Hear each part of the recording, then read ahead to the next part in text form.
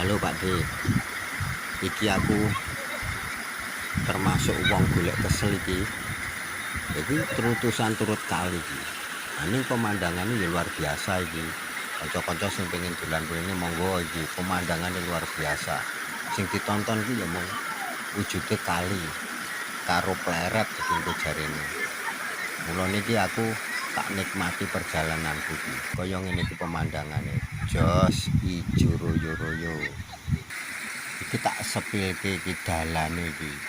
Dalan setapak menuju Pleret iki ning pusate wisata Pleret Kali Ngelarangan iki. Lah iki jalan setapak kaya ngene iki. Sing seneng tantangan monggo padha dolan mrene. Nah kaya ngene iki. Iki nek musim hujan ya iso kepleset iki. Mula hati-hati dolan mrene. Lho iki.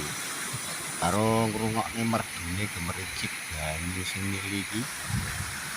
Elok pokoke.